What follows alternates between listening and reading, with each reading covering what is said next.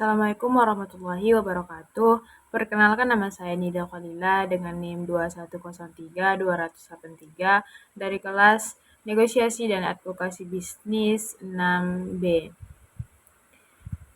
Kali ini saya akan membahas mengenai materi ke-14, yaitu tentang perencanaan bisnis.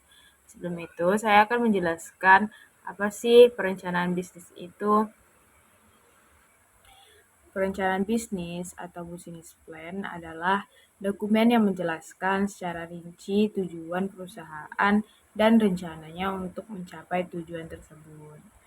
Mulai dari kegiatan pemasaran, finansial, hingga kegiatan operasional perusahaan. Selain itu, perencanaan bisnis juga bisa berfungsi sebagai penjaga tim eksekutif untuk berada pada satu tujuan yang sama.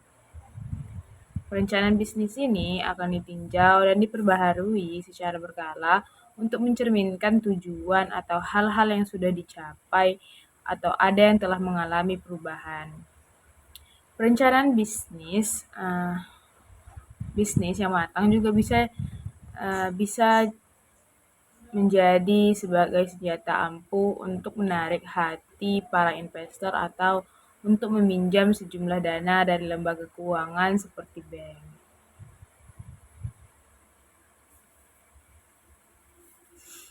Ada beberapa tujuan dari perencanaan bisnis. Yang pertama itu memastikan arah bisnis sesuai dengan visi misi, di mana tujuan perencanaan bisnis yang pertama adalah untuk memastikan arah bisnis sesuai dengan visi misi yang sudah disusun. Hal ini juga bisa kita jadikan sebagai bahan evaluasi jika ada rencana yang tidak sesuai dengan visi misi perusahaan. Kemudian yang kedua ada menghitung sumber daya yang dimiliki. Dengan memiliki perencanaan bisnis yang matang, kita bisa mendapatkan gambaran terkait sumber daya yang perlu dimiliki untuk kegiatan operasional perusahaan, termasuk sumber daya manusia, fasilitas yang diperlukan, keterampilan dan keahlian, alat-alat pendukung, dan hal lain yang dibutuhkan. Kemudian yang ketiga ada estimasi profit. Tujuan perencanaan bisnis selanjutnya adalah untuk mendapatkan gambaran estimasi profit bisnis. Di sini kita bisa menyusun strategi untuk mendapatkan target profit yang diinginkan agar bisa berjalan sesuai dengan waktu yang sudah ditentukan. Kemudian yang keempat itu ada bahan evaluasi untuk periode mendatang. Hal ini untuk meminimalisir terjadinya kesalahan yang sama di periode selanjutnya. Nah, kemudian ada jenis-jenis rencana bisnis. Yang pertama itu perencanaan operasional. Tipe yang pertama adalah perencanaan operasional, di mana tipe rencana bisnis satu ini merupakan rencana bisnis yang bisa memberikan gambaran jelas tentang bagaimana sebuah perusahaan berjalan. Kita tetap bisa mengganti perencanaan ini apabila hasil yang diberikan kurang efektif. Contoh perencanaan manajemen operasional adalah SOP atau Standard Operational Procedure. Kemudian yang kedua ada perencanaan strategi. Tipe perencanaan yang kedua yaitu perencanaan strategi, yakni sebuah rencana bisnis yang terdiri dari langkah-langkah strategis yang disusun untuk mencapai tujuan bisnis. Tipe perencanaan ini juga krusial karena bisa menentukan keputusan untuk jangka panjang seperti nilai-nilai perusahaan, visi misi perusahaan, dan lain sebagainya. Kemudian yang ketiga ada perencanaan taktis. Tipe perencanaan taktis berguna untuk merealisasikan strategi usaha yang telah kita rencanakan sebelumnya. Contohnya yaitu strategi pemasaran. Kemudian yang keempat ada perencanaan jangka panjang atau ekspansi. Sesuai dengan namanya, tipe perencanaan ini berguna untuk rencana usaha jangka waktu yang lebih dari 1 tahun.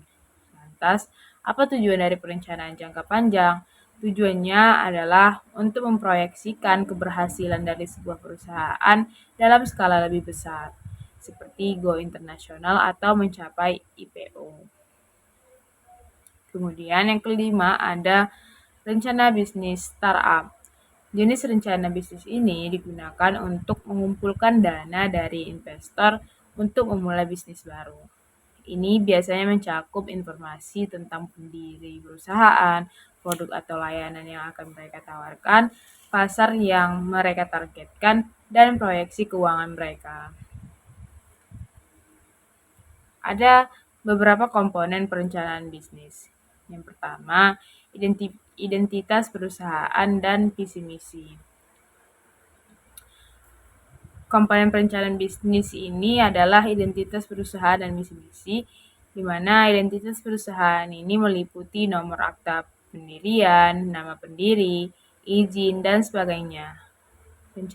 Pencantuman identitas perusahaan dilakukan agar pembaca dan investor tahu bahwa usaha yang kita miliki dilindungi hukum. Sementara itu, visi misi digunakan sebagai cerminan arah dan tujuan bisnis kita ke depannya. Yang kedua, ada gambaran umum bisnis. Setelah mencantumkan identitas dan visi misi bisnis kita, komponen selanjutnya yang perlu kita cantumkan adalah gambaran umum bisnis, di mana gambaran umum tersebut meliputi bidang industri, jenis produk, orientasi, dan value bisnis. Dengan adanya gambaran umum, diharapkan pembaca mampu memahami profil usaha kita dengan lebih jelas. Kemudian yang ketiga ada target pasar. Agar pembaca tahu bisnis kita tepat sasaran, maka kita wajib mencantumkan target pasar ke dalam rencana bisnis kita. Selain menunjukkan sasaran, pencantuman target pasar ke dalam perencanaan akan membantu meyakinkan investor tentang potensi market share yang bisa usaha kita dapatkan. Kemudian yang keempat ada rincian produk. Bagi seorang pengusaha, produk adalah salah satu bukti bahwa kita benar-benar serius dalam menjalankan bisnis tersebut. Entah itu produknya berupa jasa maupun produk berupa fisik. Oleh sebab itu, kita wajib memasukkan rincian produk yang akan dibuat dalam rencana usaha, meliputi nama produk, deskripsi, komposisi, dan harga.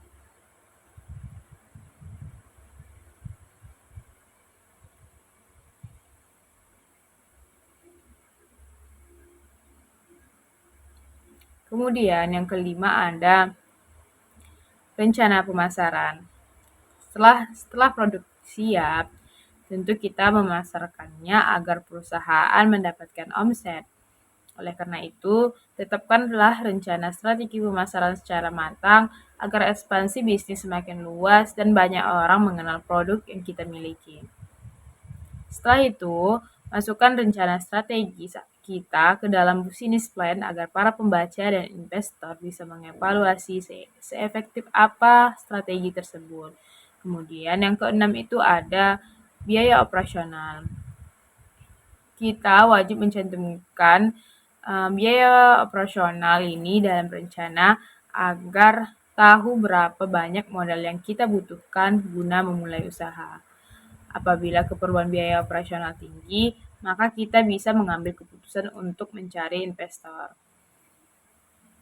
Kemudian yang ketujuh itu ada perhitungan break-even point atau BEP, di mana break-even point adalah posisi ketika jumlah modal keluar sama persis dengan penghasilan.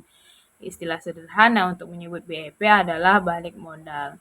Dengan adanya estimasi kapan BEP terjadi, kita bisa tahu kapan bisnis mulai menghasilkan laba. Selain itu, BEP juga dapat menjadi dasar pertimbangan investor saat mendanai usaha yang kita miliki. Kemudian yang kedelapan itu ada profitabilitas,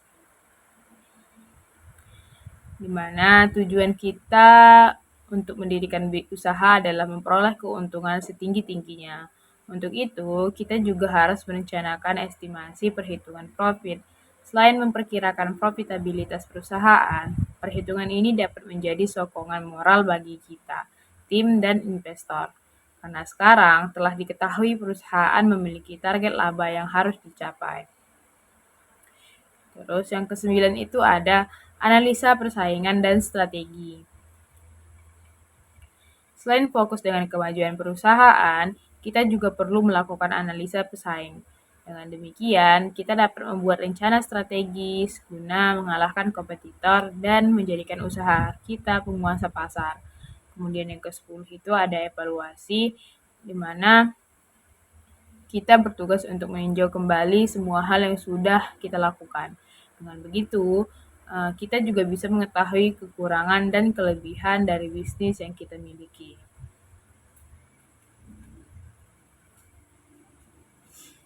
Ada langkah-langkah dalam membuat perencanaan bisnis. Yang pertama, mengenali bisnis yang akan dijalankan. Cara membuat perencanaan bisnis yang pertama adalah dengan mengenali bisnis yang akan kita jalani. Artinya, kita harus mengetahui potensi, resiko, dan tantangan yang mungkin akan dihadapi.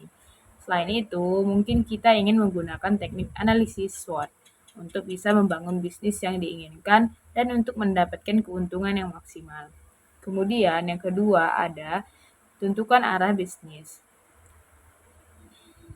Ketahui mau dibawa kemana bisnis yang kita jalankan. Dengan alur yang jelas dan lebih terarah, kita bisa mencapai tujuan bisnis dengan lebih mudah dan cepat. Kemudian yang ketiga itu tentukan target bisnis. Di mana ini berguna untuk kita bisa lebih bersemangat dalam menjalankan bisnis.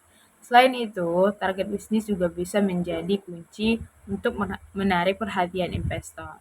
Kemudian yang keempat ada lakukan riset pasar dan kompetitor. Di mana langkah ini sangat penting agar bisa menentukan target pasar bisnis kita. Dengan melakukan riset ini, kita juga bisa memanfaatkan celah pesaing dan memanfaatkan hal ini untuk menampilkan kelebihan bisnis yang kita miliki.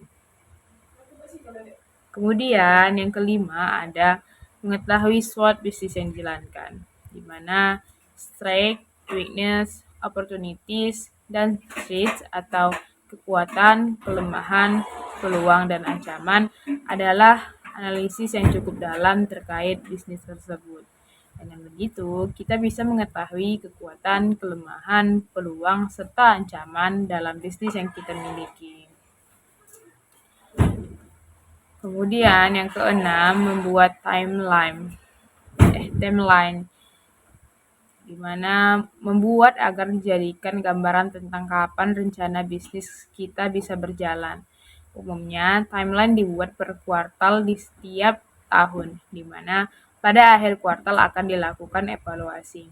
Kemudian yang ketujuh ada membuat budgeting. Budgeting merupakan langkah penting dalam membuat business plan agar kita dapat mengetahui untuk apa saja dana bisnis yang digunakan. Kemudian yang kedelapan, buat perencanaan bisnis kita. Susunan perencanaan bisnis yaitu misi bisnis, ringkasan eksekutif, penawaran produk dan atau jasa, target pasar, marketing plan, analisis industri dan tingkat pesaing, laporan keuangan, resume of company principal, penawaran produk dan jasa, dan lampiran. Nah, ada contoh cara pembuatan perencanaan bisnis. Yang pertama itu kita harus membuat latar belakang. Contohnya kita ambil saja bisnis coffee shop atau kedai kopi di Indonesia. Di mana kita membuat latar belakangnya, di mana di Indonesia itu bisnis coffee shop itu terus mengalami pertumbuhan di berbagai tempat.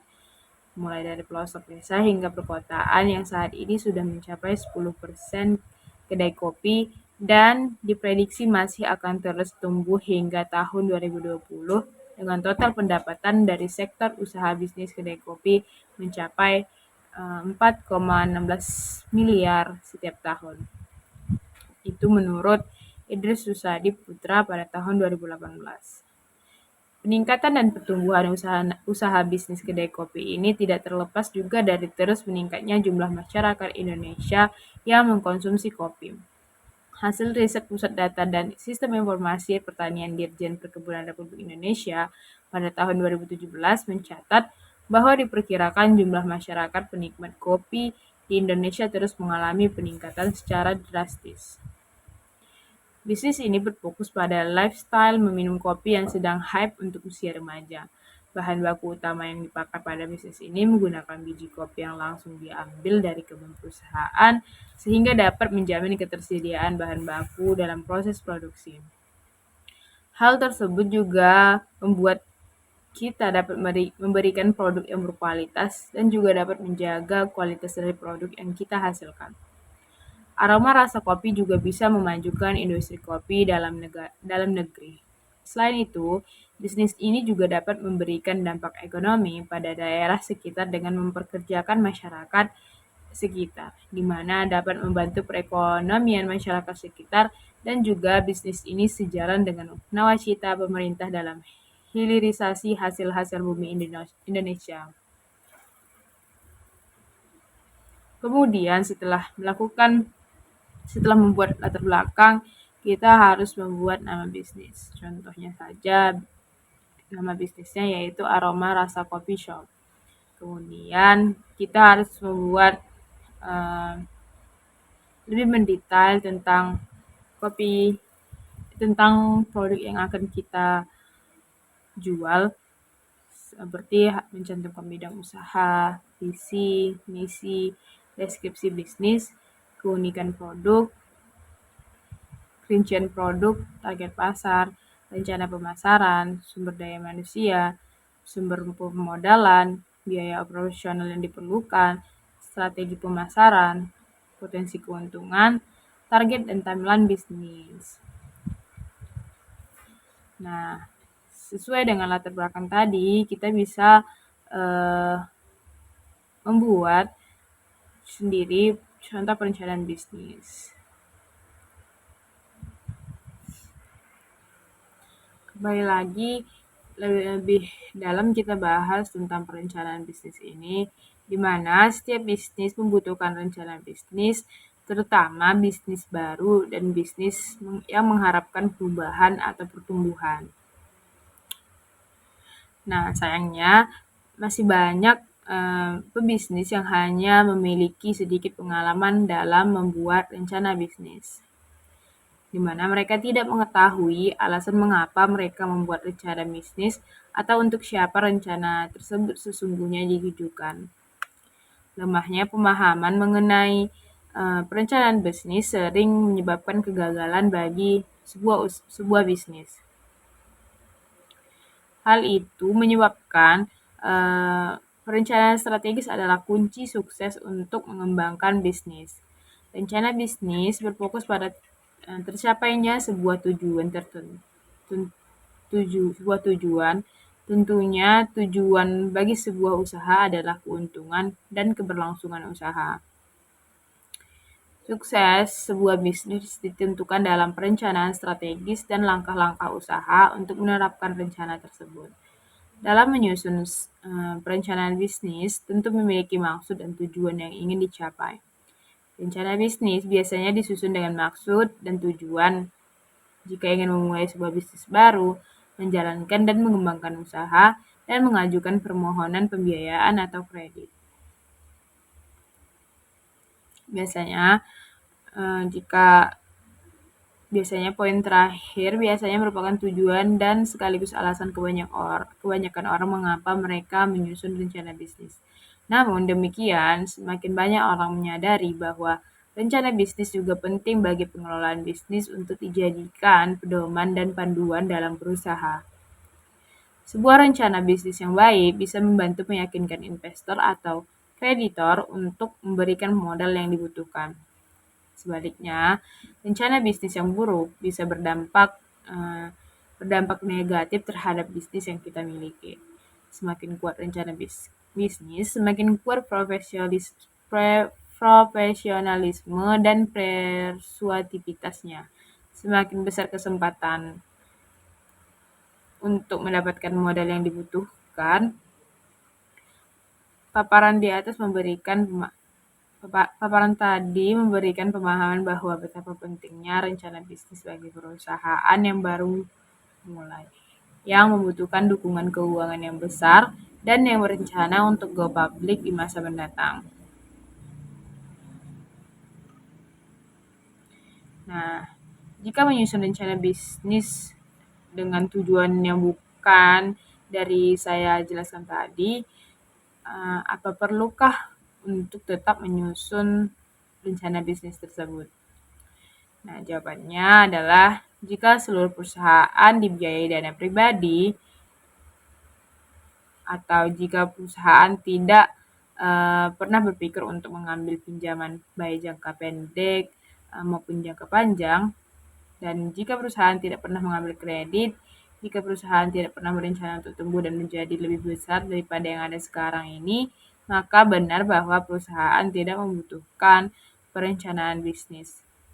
Akan tetapi, jika perusahaan membutuhkan suntikan dana besar untuk membuatnya bertahan di fase awal, misalnya, atau untuk mendanai rencana ekspansi, maka perusahaan pasti membutuhkan rencana bisnis. Sebuah rencana bisnis mengandung semua yang dibutuhkan para investor dan kreditor potensial untuk keputusan memberikan atau tidak memberikan investasi atau pinjaman. Tanpa rencana bisnis, perusahaan tidak akan pernah mendapatkannya.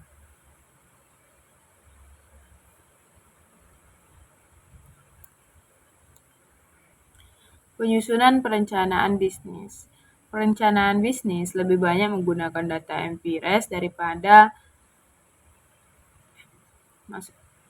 Perencanaan bisnis lebih banyak menggunakan data empiris perusahaan karena rencana bisnis hampir pasti akan dijalankan.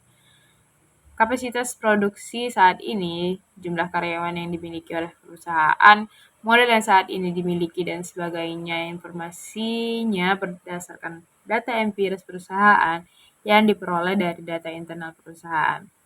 Pihak yang membuat perencanaan bisnis adalah internal perusahaan, karena bisnis yang dirancang mencakup kompetensi inti perusahaan untuk mencapai keunggulan kompetitif. Dengan demikian, perencanaan bisnis tidak membutuhkan biaya yang relatif besar karena tidak melibatkan pihak lain, dan waktu yang dibutuhkan singkat karena rencana bisnis harus segera dilaksanakan agar tidak tertinggal dalam menangkap peluang bisnis yang ada. Nah, penyusunan perencanaan bisnis menggunakan 9 langkah yang perlu dilakukan, yaitu yang pertama, ringkasan eksekutif. Kemudian yang kedua ada deskripsi perusahaan, ketiga target pasar, keempat kompetisi, kelima rencana pemasaran dan penjualan, keenam rencana operasi, ketujuh rencana manajemen, kedelapan perkembangan masa depan, dan kesembilan rencana finansial.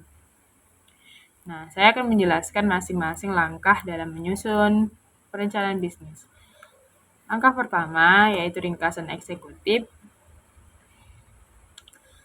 Ringkasan eksekutif bercerita mengenai bisnis apa yang akan dibuat, visi dan misi tujuan bisnis, inovasi dari bisnis, serta kapan bisnis itu akan diluncurkan.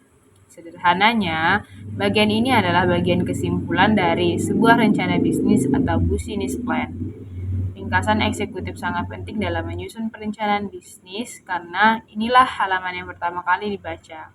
Dengan demikian, penyusunan ringkasan eksekutif harus dibuat semenarik mungkin karena apabila tidak menarik, orang pada umumnya tidak akan melanjutkan pembacanya.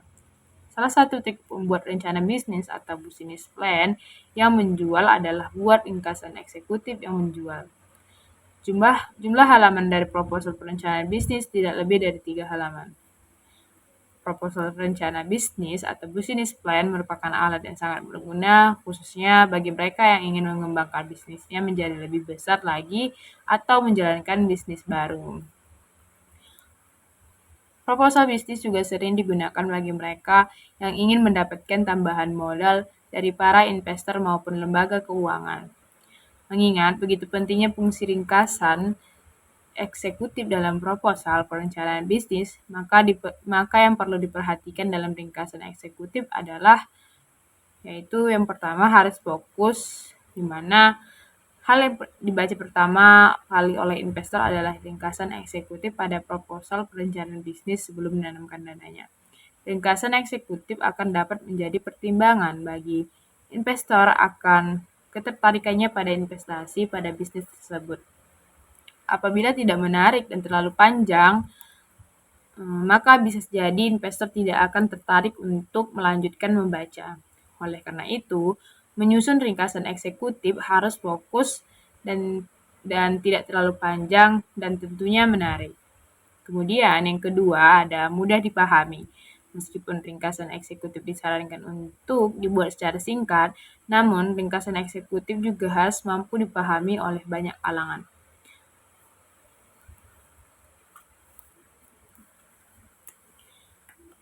Beberapa hal yang dapat dilakukan untuk menguji apakah ringkasan eksekutif yang kita buat sudah baik atau belum adalah bisa dengan meminta orang lain untuk membaca dan memberikan umpan balik untuk mengetahui apakah ringkasan eksekutif yang dibuat menarik atau tidak serta bisa dipahami atau tidak.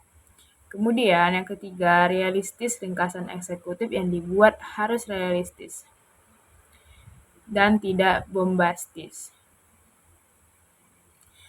Meskipun menarik, ringkasan eksekutif harus bisa diterima oleh logika dalam bisnis dan tidak boleh membohongi pembaca dengan prediksi-prediksi yang tidak masuk akal, seperti periode pengembalian investasi yang sangat singkat dan keuntungan yang diperoleh dengan mudah, cepat, dan sangat besar. Kemudian langkah yang kedua yaitu kan ada deskripsi perusahaan, di mana deskripsi perusahaan berisi informasi dasar mengenai struktur, kepemilikan, dan perkembangan perusahaan sampai saat ini dan sebagainya. Secara rinci, deskripsi perusahaan memuat yang pertama, nama dan lokasi perusahaan. Bagian ini meliputi nama perusahaan, nama cabang perusahaan, alamat perusahaan, dan alamat cabang-cabang perusahaan jika ada. Kemudian yang kedua, pemilik perusahaan, di mana bagian ini menjelaskan siapa yang menjadi pemilik perusahaan, persentase saham kepemilikan jika dimiliki oleh dari lebih satu orang beserta jumlahnya. Kemudian yang ketiga, status hukum perusahaan. Status hukum meliputi bentuk kepemilikan perusahaan, apakah perusahaan pribadi, CP atau PT, merek dagang, hak cipta, hak paten yang dimiliki oleh perusahaan, perjanjian lisensi, dan sebagainya. Kemudian yang keempat ada tahap perkembangan perusahaan saat ini dan prestasi yang dicapai saat ini. Tahap ini meliputi tahap perkembangan perusahaan, apakah baru didirikan, perluasan serta menjelaskan perkembangan perusahaan dari waktu ke waktu, apakah mengalami kenaikan, stabil, atau penurunan. Kemudian yang kelima, produk atau jasa yang ditawarkan.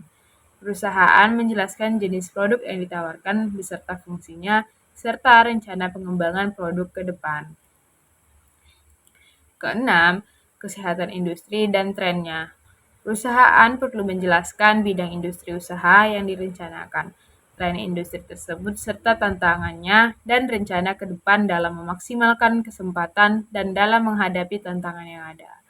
Kemudian yang ketujuh, keuangan perusahaan saat ini. Pada bagian ini, menjelaskan secara singkat sumber dan penggunaan dana.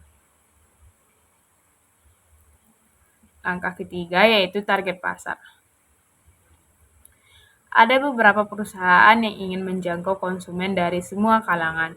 Namun, ada pula beberapa perusahaan yang sengaja memisahkan konsumen sesuai dengan target pasar produknya. Target pasar yang jelas akan mempermudah perusahaan untuk menentukan produk yang sesuai kebutuhan dan keinginan konsumen. Dapat diartikan pula bahwa target pasar merupakan pasar yang memiliki konsumen dengan daya beli yang cukup potensial. Tahapan penting dalam menentukan target pasar adalah sebagai berikut. Pertama, tetapkan lokasi target pasar.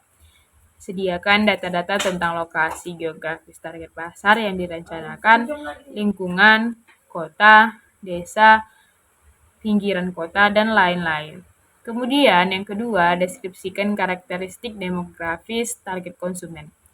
Apa ciri umum yang dapat diamati dari konsumen, terutama yang berhubungan dengan kemungkinan membeli produk atau jasa kita. Misalnya, kita membuka salon kecantikan. Target konsumennya adalah mereka yang belum menikah, berpendidikan, wanita karir, usia 30-50 tahun, dan berpenghasilan tinggi. Kemudian yang ketiga itu jelaskan motivasi dan pola pembelian konsumen. Saat mendeskripsikan motivasi konsumen, dapat mempertimbangkan pertanyaan berikut ini, yaitu apa yang menjadi perhatian konsumen saat membeli, baik itu harga, kualitas, atau kenyamanan. Kemudian, seberapa cepat mereka membuat keputusan untuk membeli, dan di mana mereka biasanya membeli produk atau jasa, dan bagaimana konsumen memandang dirinya sendiri, tahu secara teknik, pembeli yang cerdas. Kemudian yang keempat, tentukan ukuran pasar. Pasar Apakah pasar yang kita miliki cukup besar untuk memungkinkan bisnis kita terus berjalan?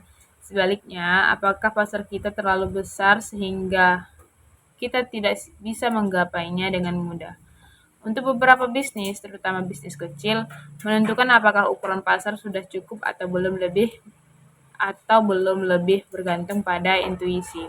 Tetapi jika bisnis kita bisnis besar, maka kumpulkan data untuk mendukung rencana kita. Kemudian yang kelima, lakukan evaluasi terhadap tren pasar.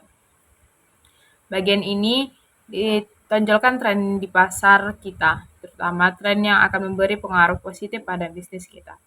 Beberapa tingkat pertumbuhan target pasar kita, perubahan apa yang sedang terjadi dalam pembentukan pasar, termasuk perubahan teknologi, ekonomi, dan nilai atau kepedulian sosial.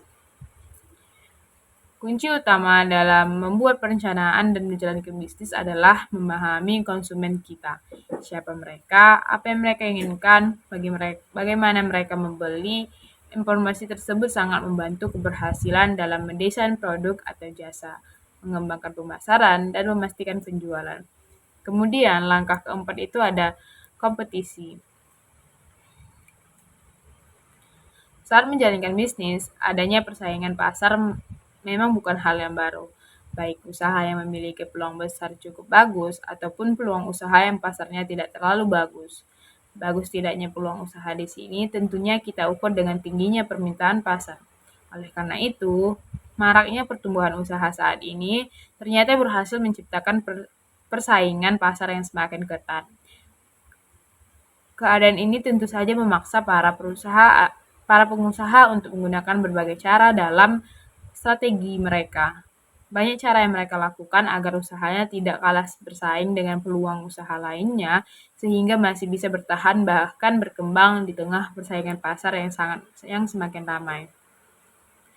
Nah, untuk mengetahui bagaimana cara menghadapi persaingan pasar, ada beberapa cara yang dapat digunakan. Yang pertama itu kita harus mengamati pasar dan kenali pesaing.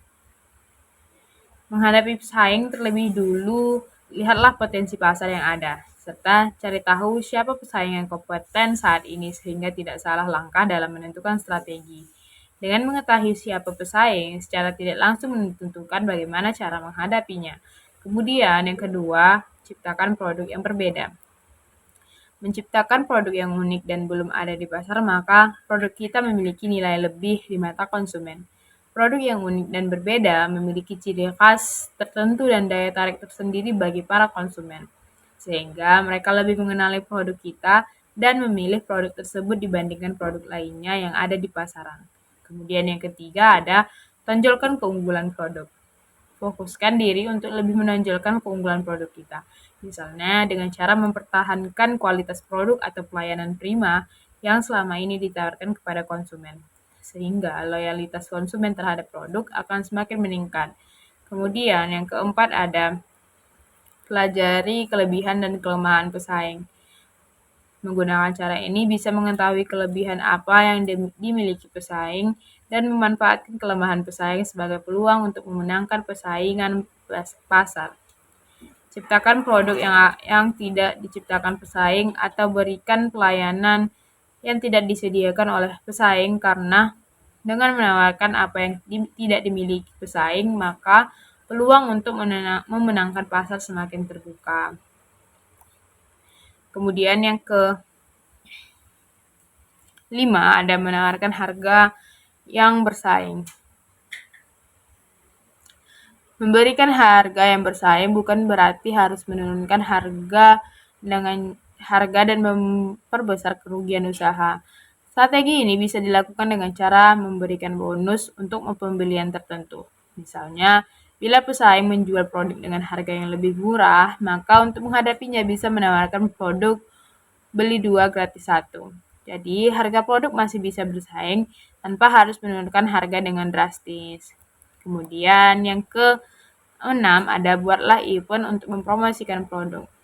Cara ini masih sering digunakan para pelaku usaha karena minat konsumen untuk berburu barang-barang diskon masih sangat tinggi. Seperti event diskon besar-besaran sepatu dan sandal merek Cross yang pada tahun 2010 ini berhasil membuat salah satu pusat perbelanjaan di Jakarta penuh antrean konsumen. Seperti sekarang itu misalnya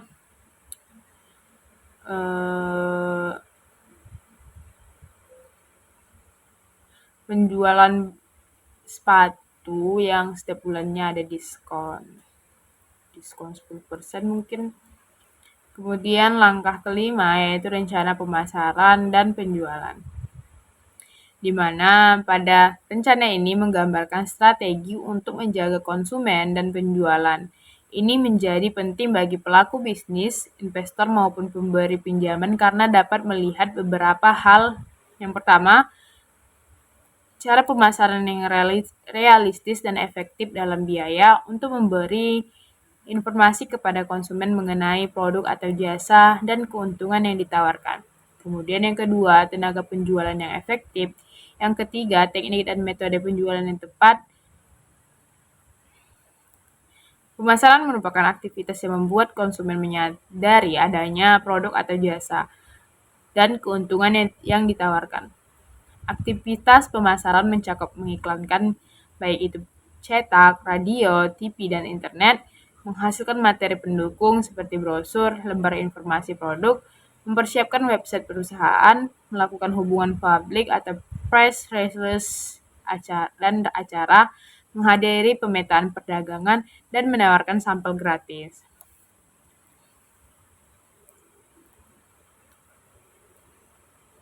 Kemudian langkah ke-6 ada rencana operasi. Dalam rencana bisnis mendeskripsikan bagaimana secara teknis operasi perusahaan dijalankan. Rencana operasi dalam rencana bisnis tidak terlalu rinci seperti pada studi kelayakan bisnis. Rencana operasi memuat yang pertama, komponen utama dalam operasi yang memuat desain produk dan jasa. Rencana operasi meliputi jenis produk dan jasa, serta bagaimana desain produk dan jasa yang direncanakan. Kemudian ada manajemen kualitas. Rencana menciptakan kualitas produk dan jasa yang sesuai dengan harapan pelanggan perlu disusun sampai ke kontrol kualitasnya.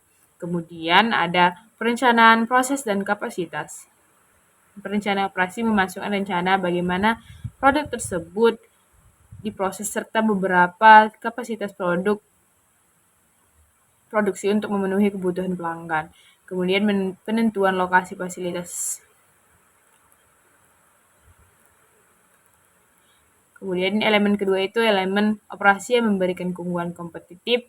Ketiga, tantangan operasi yang dihadapi saat ini dan yang mungkin dihadapi di masa yang akan datang. Kemudian langkah ketujuh ada rencana manajemen.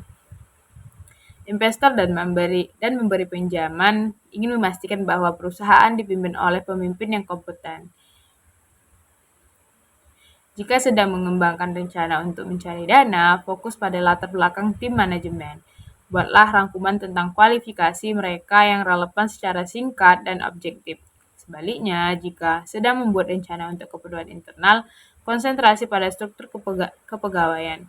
Jika bisnis kecil dan pemilik merangkap pegawai, maka dapat menghilangkan bagian ini. Tetapi, tekankan keahlian pemilik dari pengalaman dalam ringkasan eksekutif. Kemudian, langkah ke-8, perkembangkan masa depan.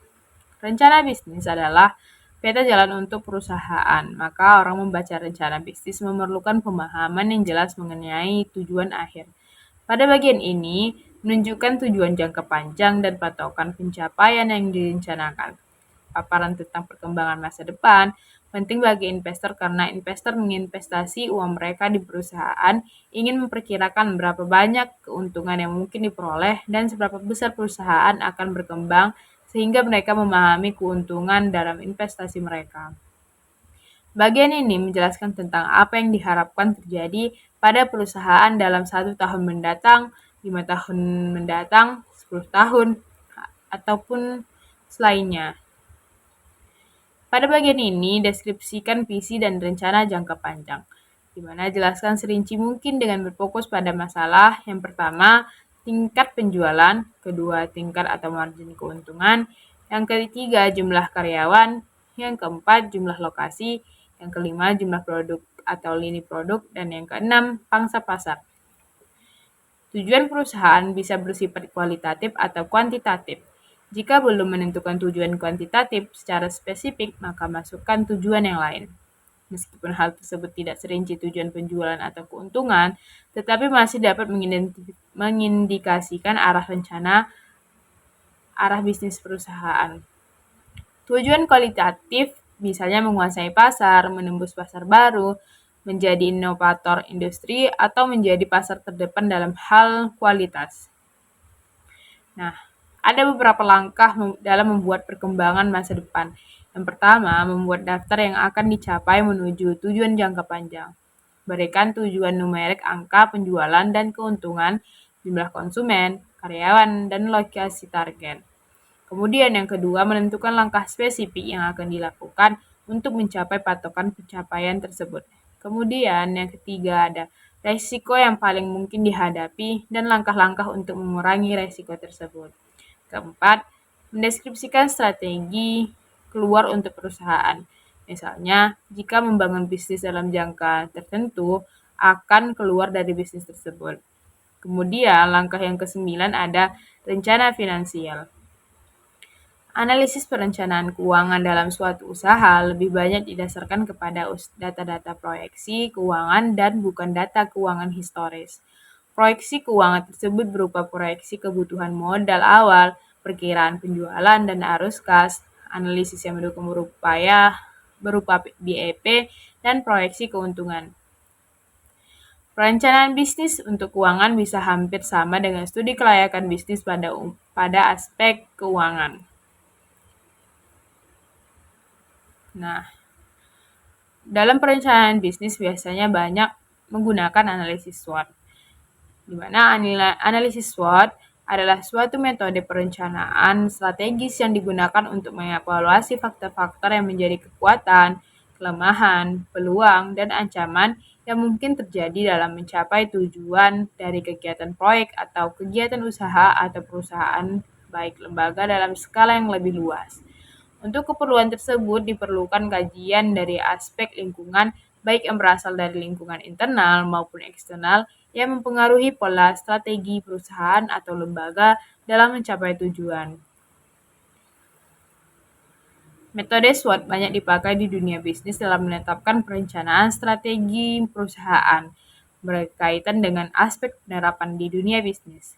Proses perencanaan bisnis membutuhkan penilaian mengenai kondisi saat ini dan gambaran ke depan yang mempengaruhi proses pencapaian tujuan perusahaan.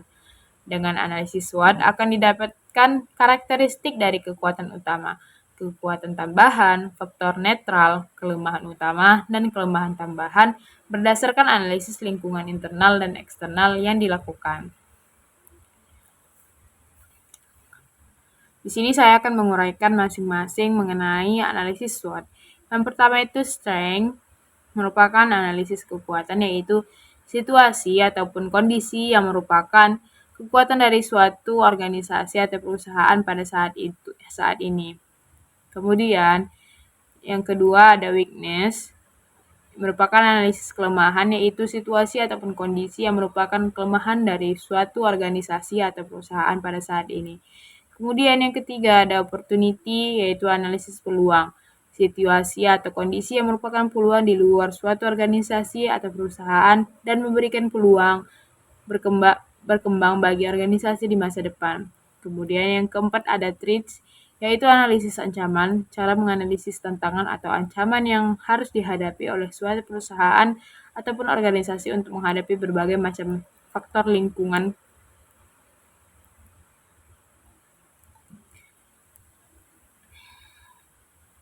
yang tidak menguntungkan pada suatu perusahaan atau organisasi yang menyebabkan kemunduran. Nah, sampai di situ saja video saya pada saat ini.